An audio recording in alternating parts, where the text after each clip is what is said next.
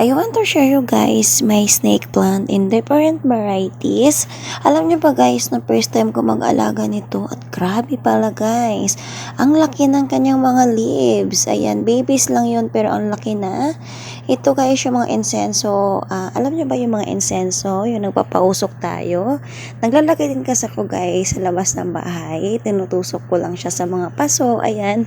Isa pala ito guys na nakapatulong sa plants natin yung pagpapausok kasi nakakaiwas ito sa mga insekto, mga bugs. Alam mo yung mga kumakapit sa mga snake plant, yung parang kulay white, ganyan.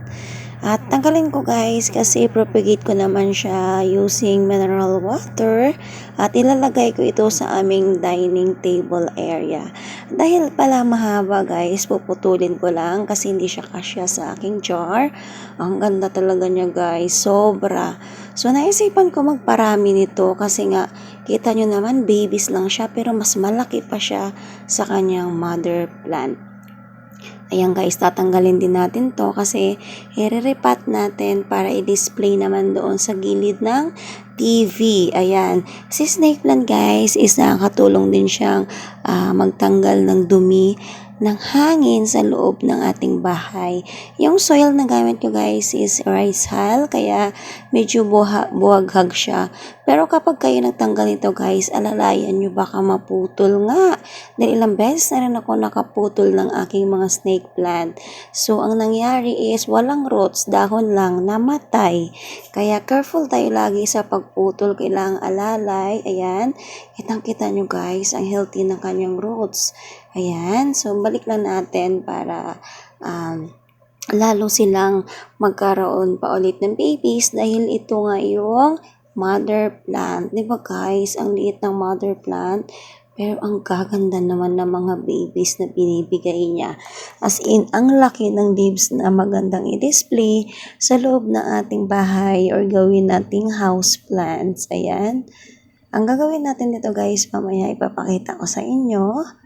Ayan, pero first, lagyan ko muna ng soil kasi lumalabas yung kanilang mga roots para maging healthy yung ating snake plant, guys. Huwag natin hayaan na mauubusan sila or mabawasan yung lupa kasi nga lilitaw yung kanilang roots and then feeling ko kasi is mabagal din siya mag-produce ng baby. So, dito ko siya ilagay. Ayan, guys.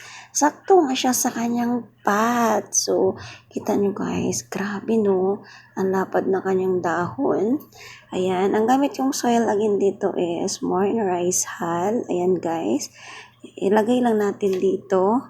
Ang gagawin ko is hindi ko na siya didiligan kasi nga basa na yung soil sa kanyang pot. So, snake plant ayaw niya ma-overwatering kasi mabubulok yung kanyang leaves. I-share ko rin yung guys yung mga video ng example ng mga na-overwatering kong plants.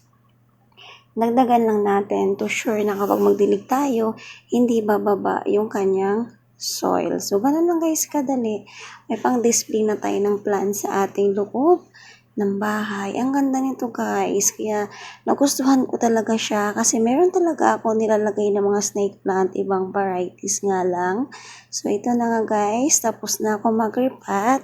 Papakita ko sa inyo yung i-display ko na. Thank you. Bye.